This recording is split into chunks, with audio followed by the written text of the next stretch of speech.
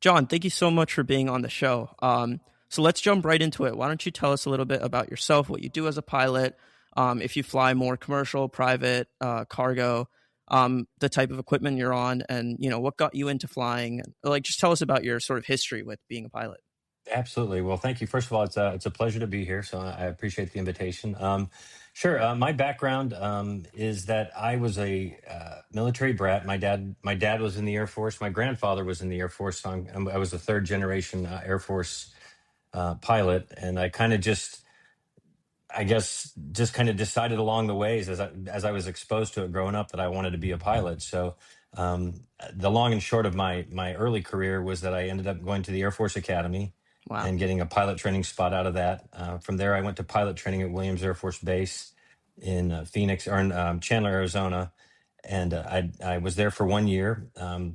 At the time when I graduated, which was in 1991, the Air Force was overmanned on pilots. So I did a job at the time. It was called a banked pilot job. They basically, after a year of pilot training, they put several a high percentage of the pilots that just graduated into a non-flying job. So I was a supply officer for about 2.5 years up in Mhm.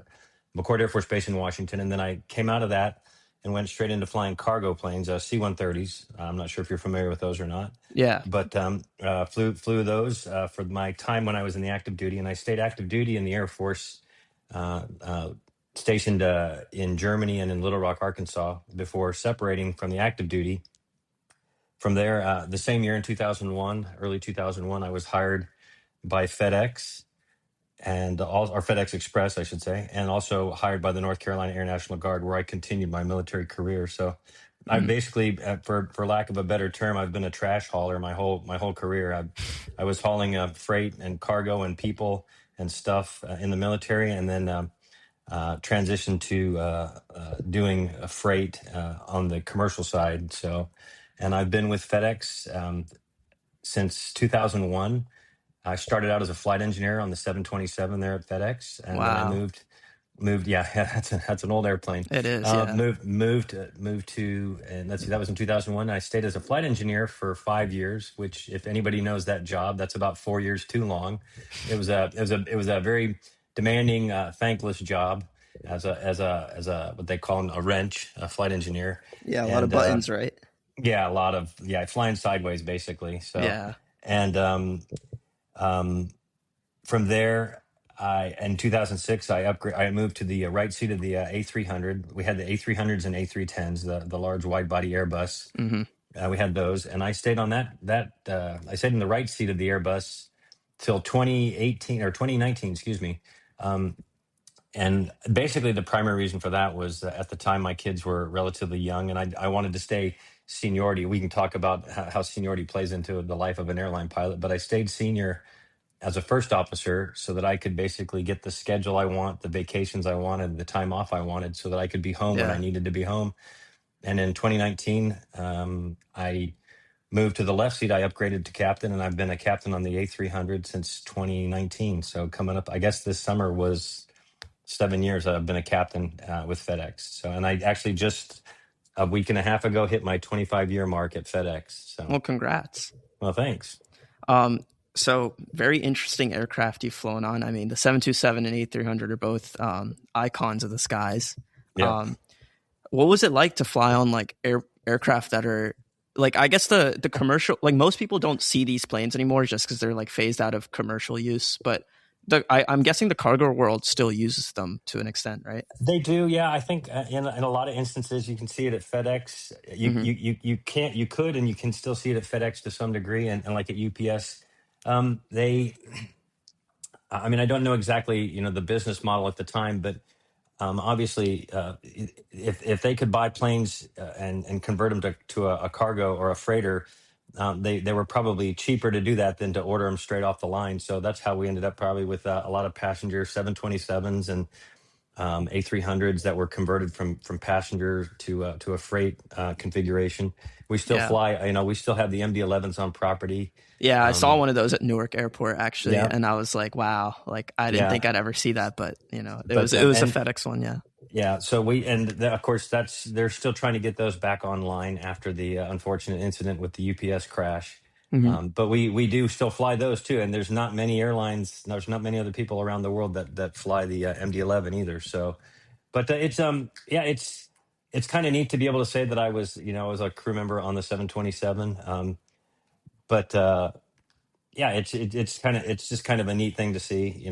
That's just kind of how the airline that was the probably the most available and accessible narrow body plane that FedEx had at the time, and it was probably pretty Yeah. cheap to purchase and convert. So that's probably why they did it, because they could get it paid off and get it in the air pretty quickly.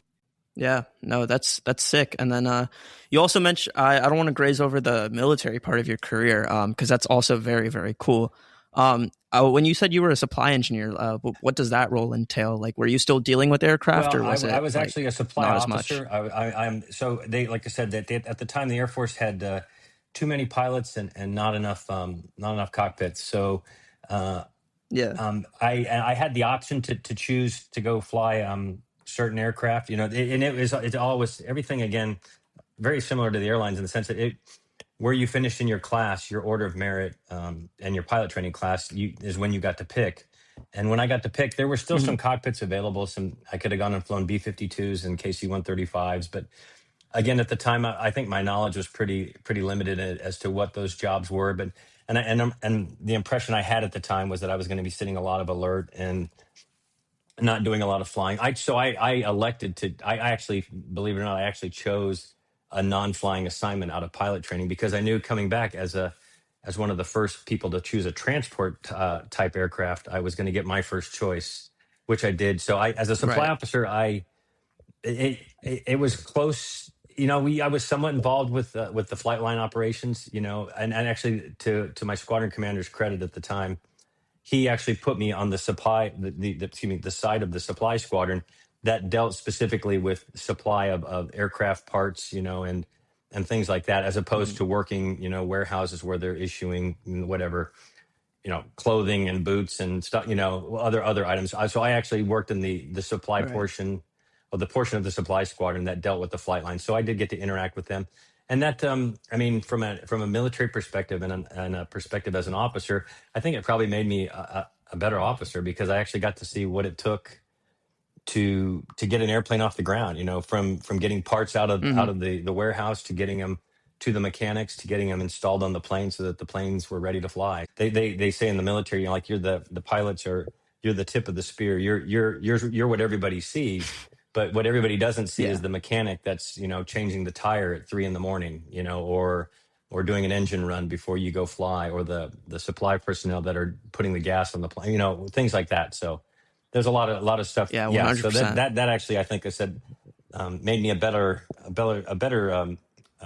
officer, and it also, I think, it probably, that translated to my commercial side. So it has made me more aware of what it takes to get a plane off the ground here at FedEx or pretty much anywhere. So like when you go on a flight on a commercial flight, and the flight's delayed, and it's a little easier to understand why everybody else in the terminal is just upset that the flight's delayed, but you can Yeah. understand what's really going on. So, but Yeah. No, that is very cool. And I've always sort of been like mesmerized by like when you're on the jet bridge boarding a commercial flight, you can see like the little cars running around and people walking around the plane getting everything ready. And I've always just wondered like I've heard stories that like pilots like walk around their aircraft and check everything yeah. before they fly. So like does does this sort of knowledge that you got from the military kind of apply there? Like when you look at the aircraft and check for all those things, like, well, first of all, what do you check for? Like, what do pilots, look for? Like, what is the part of that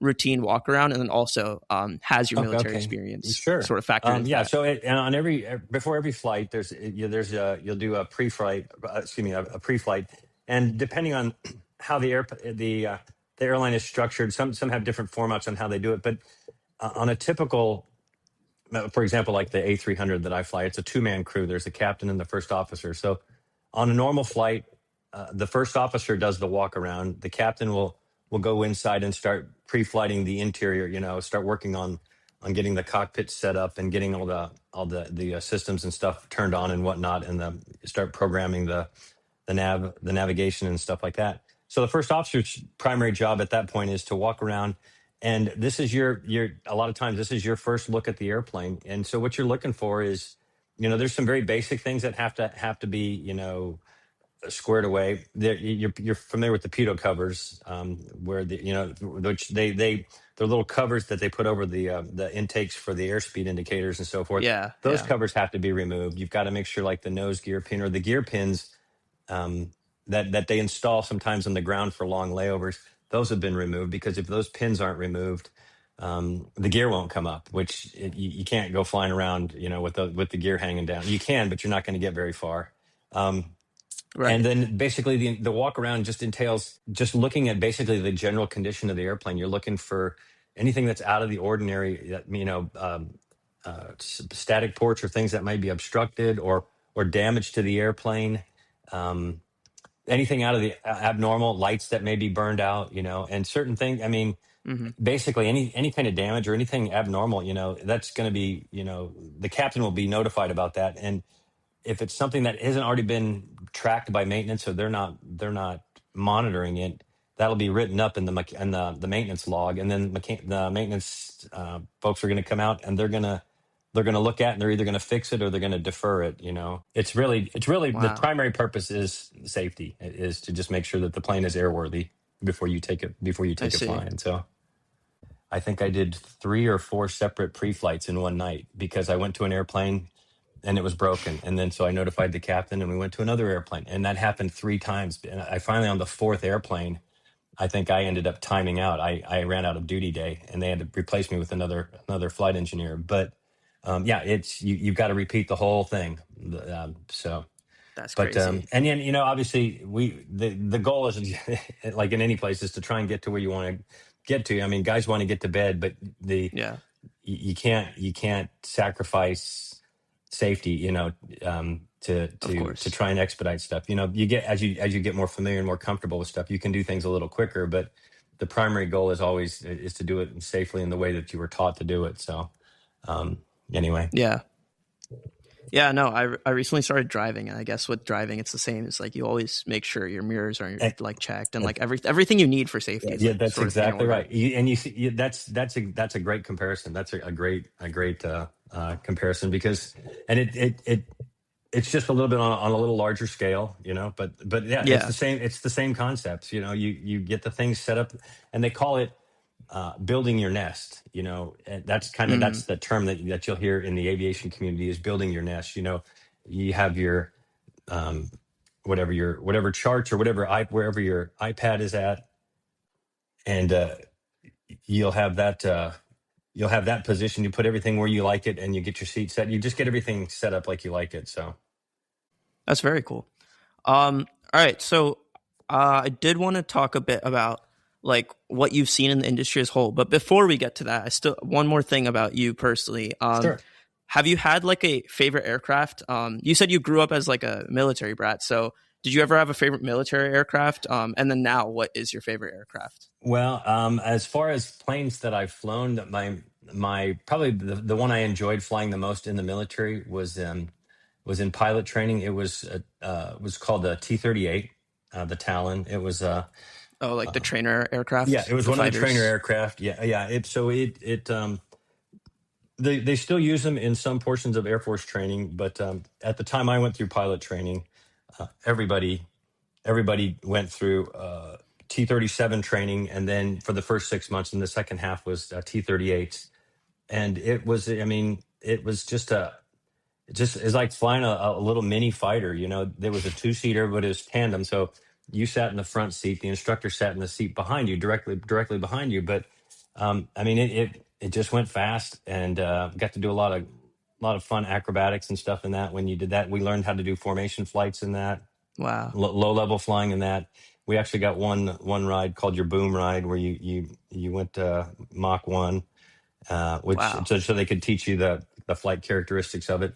But I mean, for somebody who ended up flying in the transport, and cargo world, I after I left pilot training, that was probably the last time I went Mach 1. Well, not it may or may not have been. I got some incentive rides when I was a cadet, some F-15 rides. I actually ended up getting 3 wow. F-15 rides. So those were That those were must have been enjoyable. fun. yeah, those were very enjoyable to get, and I felt very fortunate to get them when I did get them. But as far as planes I actually flew, the T-38 was probably the most fun I had. Yeah, no, that is crazy. Well, thank you for sharing that. Now, what I kind of want to switch into is, in this sort of post-COVID realm. I mean, there's a lot of recovery we've seen with, more flights going out, and like I guess cargo wasn't as impacted because people still needed goods, but I'm sure there was like a bit of an impact. So, did you see like an impact of like like the pandemic on how many flights there were going out or how many flights were being operated, maybe how often you flew, like how did that sort of impact your realm? Well, you mentioned COVID, but it's kind of a very weird situation in that I would never say that the freight industry is kind of insulated from the bad things that happen in the world. But if you take a look back at the cargo world, and specifically, I can talk specifically about my experience at FedEx.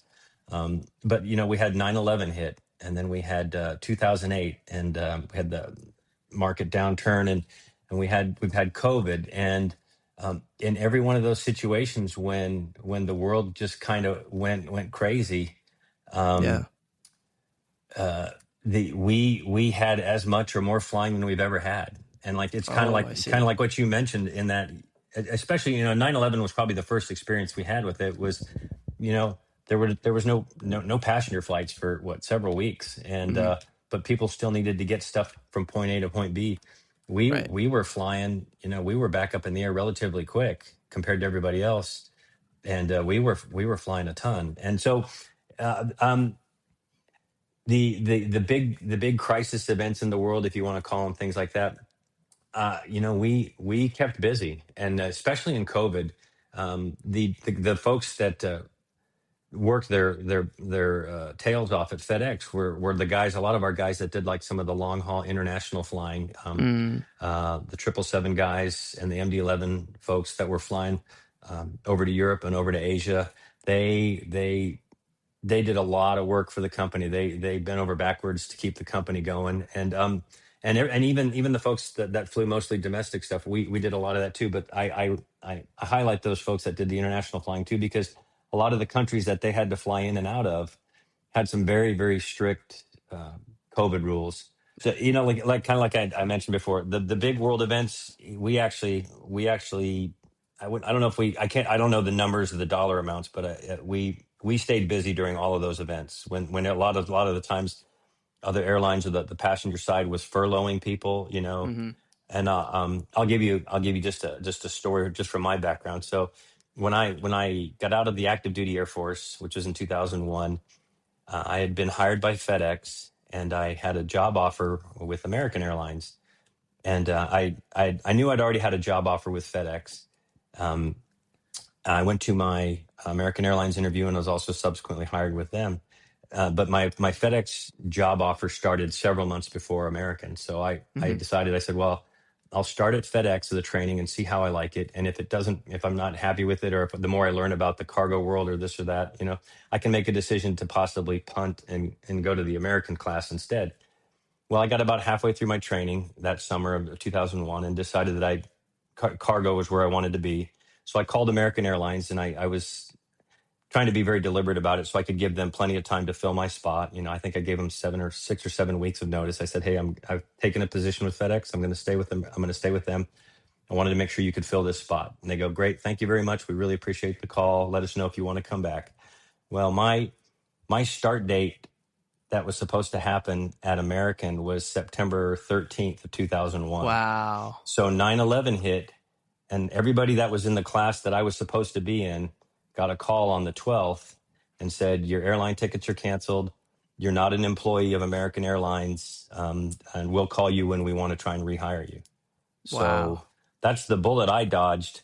But that shows you just how quickly the passenger side was impacted Hmm. by those kind of world events. So, but like I said, we're not completely insulated from it, but we've managed to weather several storms. Yeah, no, that's actually really, I mean, as sad as those events are, I mean, it's kind of inspiring that you guys kind of step up to the plate and do what needs to be done.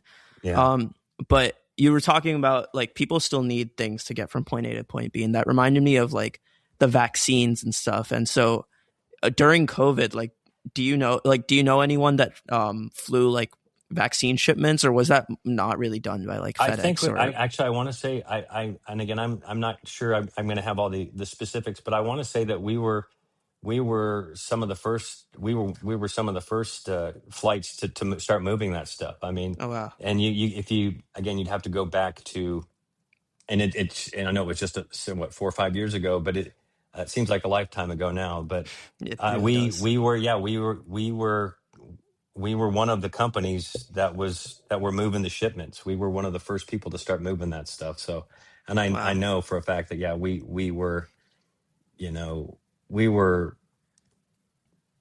you know, the pilots of FedEx, the entire organization, everybody supporting it to get the planes moving.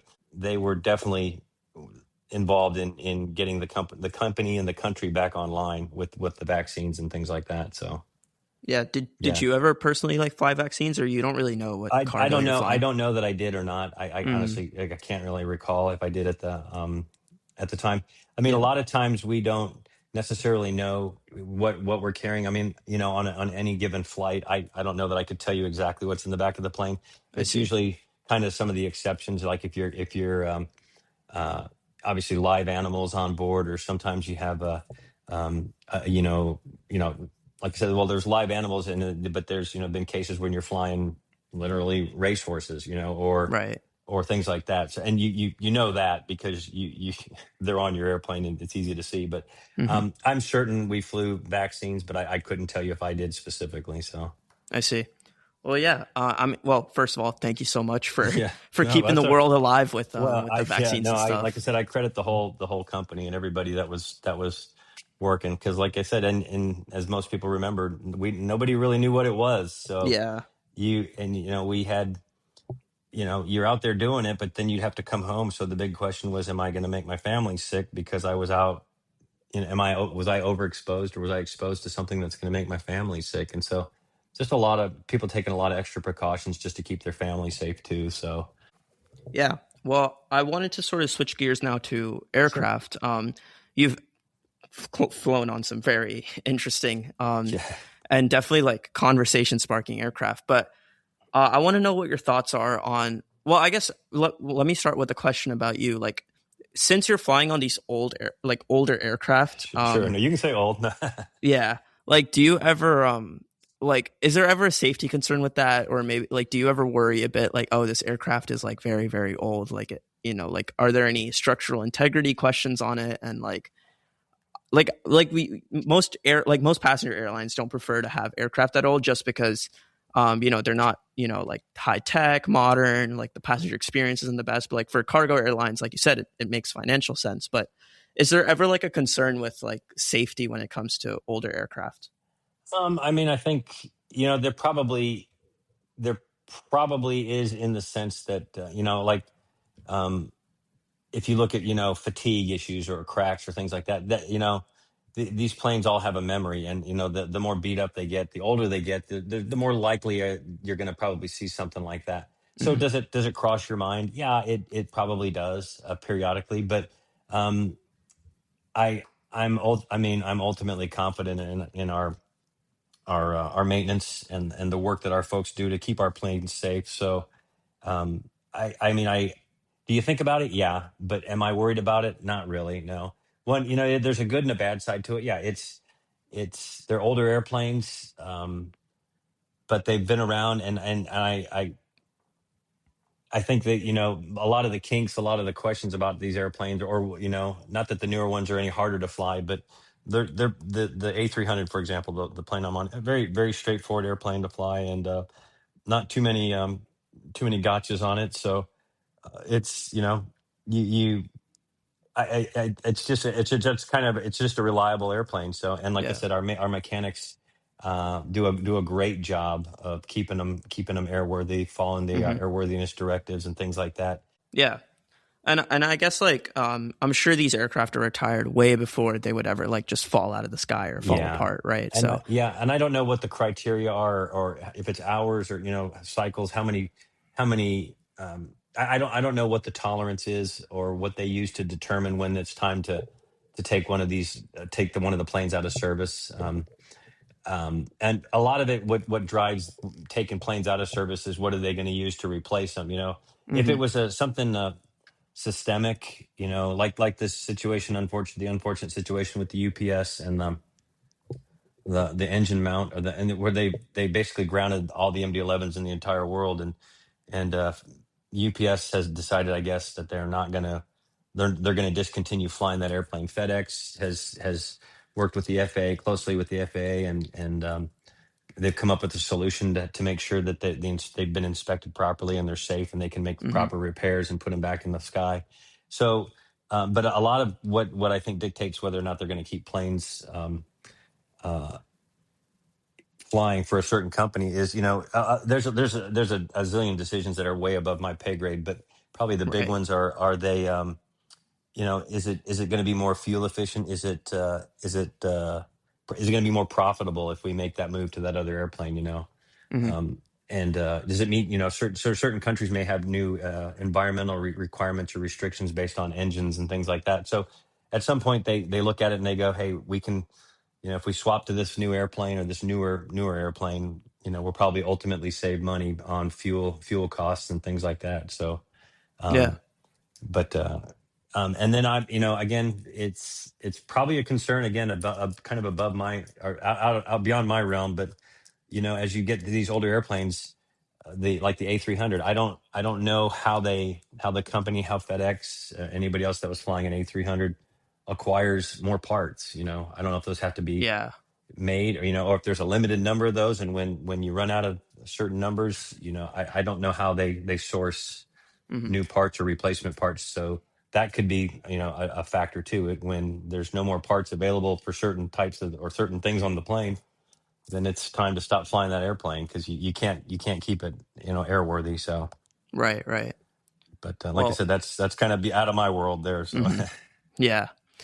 Well, you mentioned fuel, and I guess one thing I definitely wanted to sort of touch on is have you? I don't know how like sort of involved the cargo world is with this, but like recently there's been a lot of sort of test flights done with sustainable aviation fuels or like greener fuel options. And given that you like the cargo world flies a lot of older aircraft that are usually less like carbon neutral and like higher in emissions, right. have you had any sort of interaction with the sustainable aviation fuels sort of uh, realm, or like has there ever been talk at FedEx about switching to like greener solutions or anything like that? To tell you the truth, I have not heard that discussion. I've never really come across it or had to deal with it. Again, on the aircraft I'm on, and I Hmm. don't know that I've ever really necessarily heard it discussed. I am more than confident that that is a discussion. That happens in other offices and in other parts of the company, because Yeah. I'm sure they're always looking for um, better, safer, more efficient, more profitable ways to operate the airplane. And like I said, then more, like I said, more carbon neutral, if that's the right term. But I'm sure there's people in the company that are working on that. And but like I said, we, as a kind of a line pilot, we don't get too involved in that. And I don't know that I could comment too much on it. Hmm. But I'm sure that's a concern actually probably for every airline. Every airline's Yeah. trying to figure out a way to minimize the cost and maximize the profits. So. Hmm. Yeah. Fuel prices are, always in the headlines. So, and you mentioned like 9/11 and the 2008 crisis. And, obviously there's lots of wars going on that impact these fuel prices. And I guess one question I have for you in that sense is how do these like crazy fluctuating fuel prices affect what you guys do? Like, is the free, like, because I'm sure there's like a business side to it where like maybe FedEx has less flights going out when fuel prices are crazy high. Like, do you ever Right. see the impacts of that? Or Well, I imagine the company, again, I can't speak on behalf of the company, but there's, um, I know that, they are constantly, month to month, juggling or adjusting the flight schedule to determine, if it's more efficient to fly two separate airplanes what would be a good example,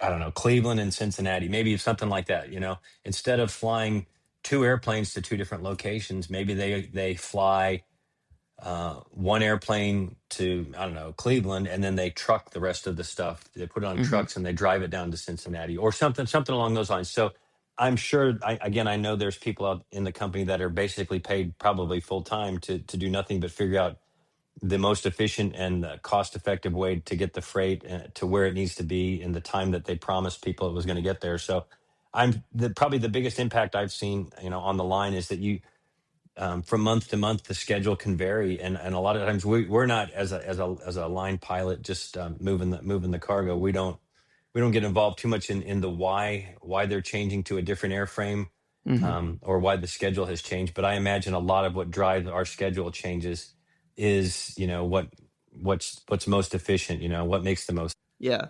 Um, And also on the topic of fuel, like I know how an aircraft uses fuel depends a lot on the route you take and what altitudes you fly and like stuff like that. So sure. when you're in the cockpit, like what decisions do you have to make sure your fuel lasts the flight? Like, do you ever?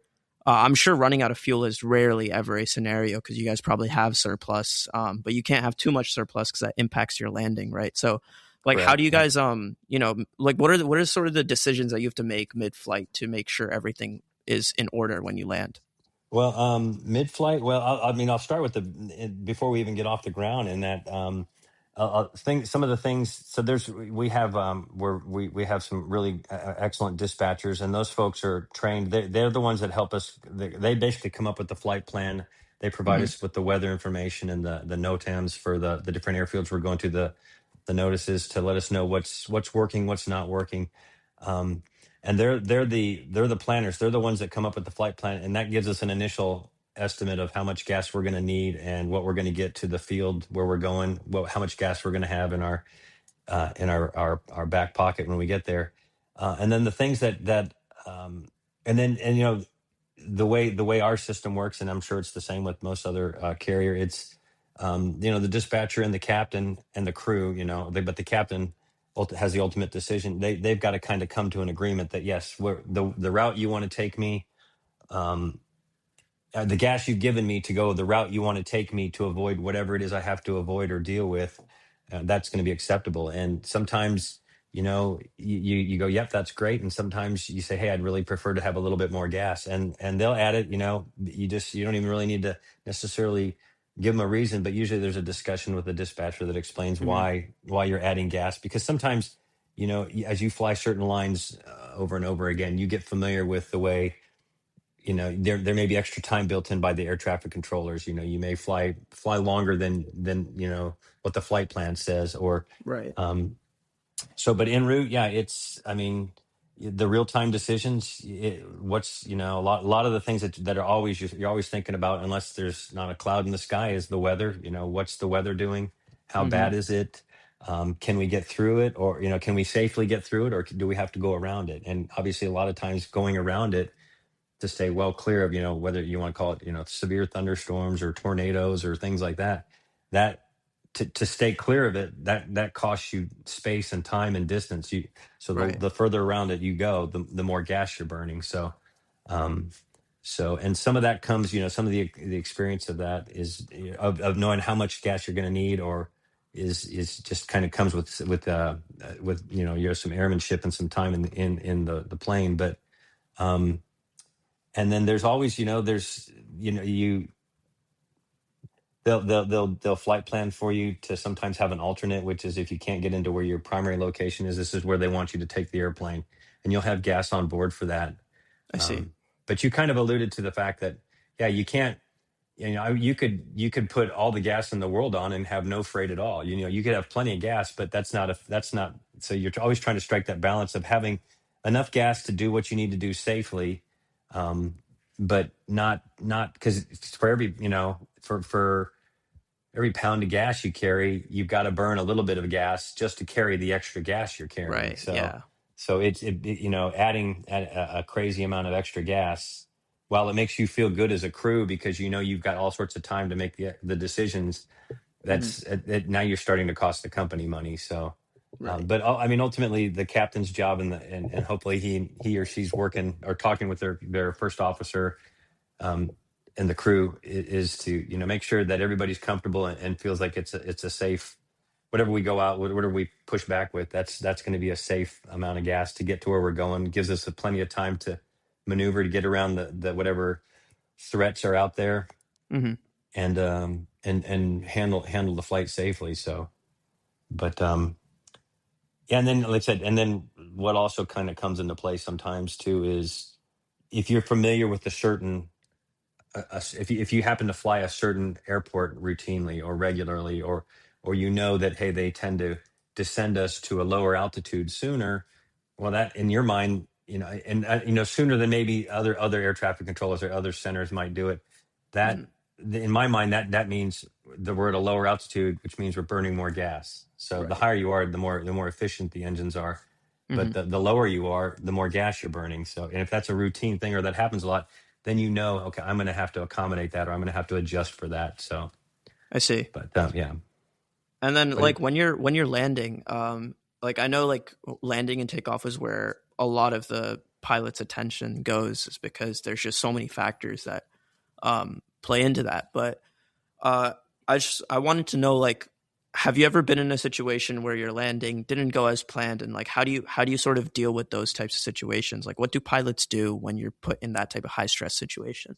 okay, sure. Actually, well, so yeah, if the landing, so one of the greatest things I think they've come up with in the airline industry, um, and in aviation in general is, and I'm kind of talking from the flight backwards, but like on an approach, they have a lot of airlines now have what's called a stable approach criteria, and that Hmm. kind of says, I need to be, fully configured with my checklist done and the engine, the power up on airspeed within a certain number of knots, by maybe 1,000 feet before the end of the runway. And Yeah. that's really just to give yourself the best chance to land the airplane safely, Hmm.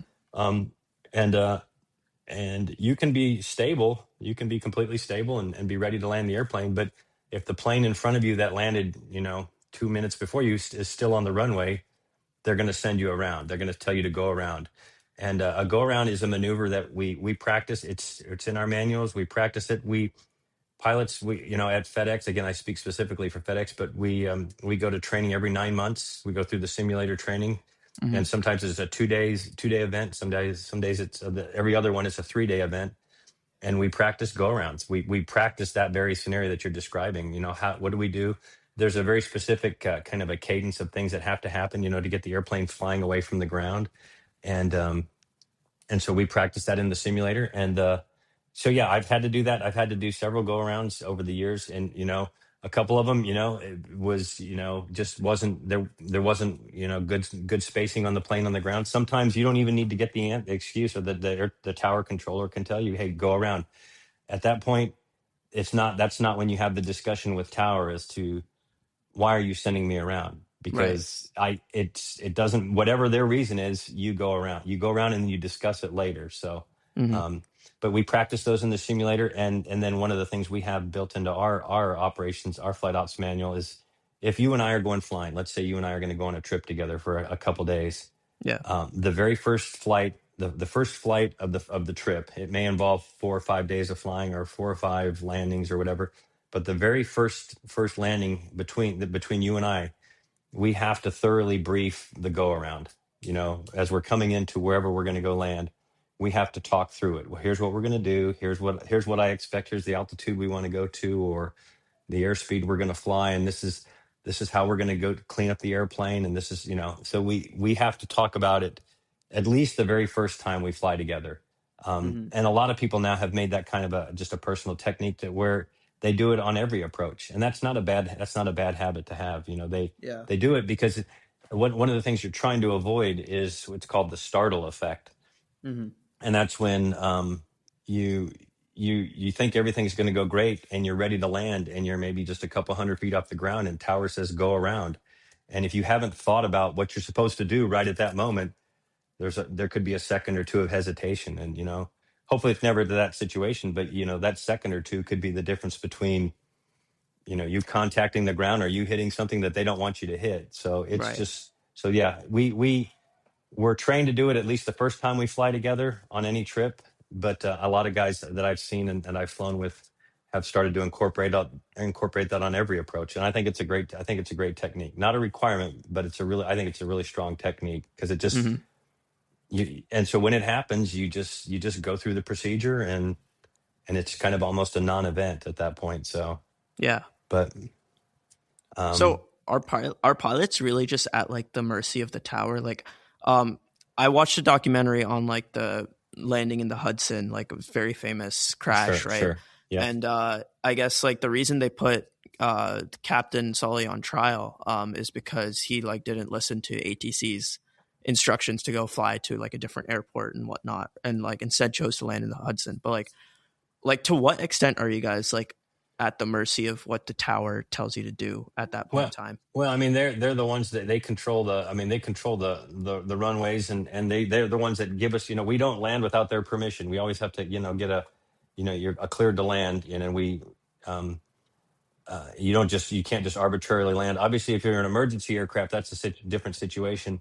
But Hmm. yeah, I mean, they're kind of, as you get closer to the runway, as you're landing, your focus becomes even more channelized on, staying aligned down the runway and your airspeed, and where you're going to touch down and things like that. So, are you at their mercy? Well, they're your kind of your eyes and ears, when Right. you're kind of getting more and more focused on making sure the plane touches down safely and on speed, and at a safe and descent rate.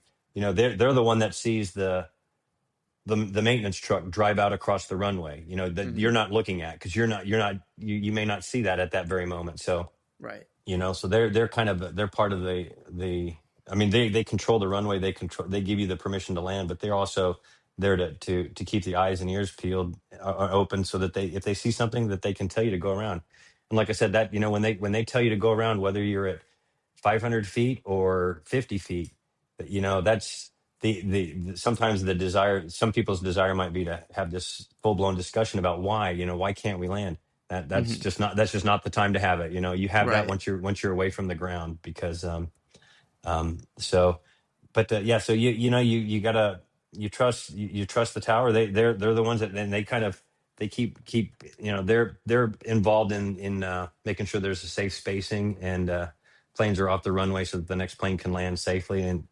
Um and now obviously everything kind of changes in like you're again landing. It changes. If I'm an emergency aircraft, that's a different story. I mean, I'm Yeah. still obviously going to take whatever input and help they're going to give me, to get me back on the ground safely. But there's probably some instances where, kind of again, like Captain Sullenberger, he had just a few seconds to make a life-saving decision, and it Right. obviously worked out well. And I have actually never even seen the movie. Hmm. Um, but I'm familiar with the story, and you know, he made the decision based on everything he knew at the time it happened. He made the decision that he felt, he was the safest course of action. So, and it turned out, it worked out. So, Yeah. and that's a lot of that comes down to airmanship and his experience too. I mean, I can't remember how many years he had in that airplane, but he knew what the plane was capable of, and he knew what it wasn't going to be able to do, and he Right. made a great decision. So, and that was that goes back to, kind of, we talked about, you were asking about going around. We do go arounds, and we do them in the simulator, but uh, the training, we go through different scenarios every 9 months. Our training department does a really good job, and I'm sure all the other airlines, they set up scenarios in for the simulators, and they give us scenarios that some, are largely based on things that they're seeing happening with crew members out in the real world. There may be Hmm. some issues with some taxi, deviations, or things like that. So they may, part of the scenario may be just taxiing from one side of the airport to the other to go to a different runways. But you get to practice this stuff so that when you get out in the real world, it's funny how many times I've been on a flight and literally said to my first officer, "Man, this is just like the sim." Well, it's really kind of the opposite. It's the sim is just like the real world, but Yeah. they teach us, or we practice the things that they are seeing happening in the real world, or that crews are Right. reporting to them, and then they work in conjunction with the FAA to get whatever the training profile is, they get those built and customized for the different fleets. Um, and that's kind of how you can kind of zero in on things where maybe there's some errors or some things going on in the system that guys are failing to do properly, Hmm. or struggling with, or having problems with, and the training department kind of builds that into the program. So, and it's great. I mean, I it's stressful. Going to training is very stressful, but Yeah, I bet. it's very rewarding. I mean, it would be like if you had to. I mean, again, we'll go back to your example of getting your driver's license and stuff like that. Like if you had to take a driver's test, or go out and drive with an evaluator every 3 months. Right. You after 2 years of doing it, you would probably be more and more comfortable. But there's always somebody there watching you to see, okay, is he really doing that the right way? This is the way we want it done? Is he really doing it that way? Or Right. so. But anyway, Yeah, no. I can attest to the fact that the driver's test is definitely stressful, yeah. So and but that's the that's what feeling that's after is good. that's it. That's the same feeling, same Yeah. kind of idea. You know the material. Now you just kind of have to do it, and it's a good thing. It's not always, it's not always. You go to the sim, and sometimes has every simulator ride or practice session gone great? No, sometimes they don't go great, because sometimes you haven't done a go around in a year and a half, because all the landings were you've been able to safely put it on the ground. So you Right. do a go around and you go, wow, that didn't go as smoothly as I thought it would, because you haven't done one. The last time you did one was the last time you were in the sim. But that being said, that's what this is there for too. It's there for Right. them to give It's you like a opportunities safeguard. that, yeah, it costs. You're not burning gas. You're yes, you're running a really giant. I wouldn't call it a giant video game, but yeah, but you're not burning a lot of gas, and flying an airplane to go out and practice it. You can, Right. these simulators they're so amazing. I mean, it'd be wonderful if you could someday get in one to see it. But they full motion, and it's just like I said, they can change the weather, they can change the winds, they can make it as nice or as bad as you can imagine it in the Wow. simulator to Yeah, kind of that sounds like a lot of fun. yeah. Oh, it's fun, but yeah, like I said, but when you're When you're being evaluated, it's not when as you're being fun. evaluated and you're having to make all these decisions, it's yeah, it can be stressful, but like you said, it's very satisfying when you're done, because you know you still learn something. Hmm. I don't think I've ever come away from going to a simulator event and not learned something, or had that kind of reinserted back into my brain. I go, yeah, I think I knew that at some point, but you get that reemphasized and stuff like that. So, but it's Right. great. I mean, I don't know how the other airlines or how frequent they go to the simulator, but um, I look forward to it. Yeah. No, that's Anyway. great. Well, that was really insightful, and I really do appreciate you sharing all of this with us. Honestly, that was more than I could ever ask for. Like, that was a lot of great stuff. So, thank you so much for like being on my show, and I hope our viewers will enjoy Absolutely. the insight you offered, and you sort of like the sneak peek into the life of a pilot, and Oh yeah. how you guys interact with the larger industry, but also your personal lives and all of that. So thank you so much, and I hope to keep in touch. But yeah, enjoy the rest of your day. Absolutely. Thank you so much for having me. I appreciate it. Of course.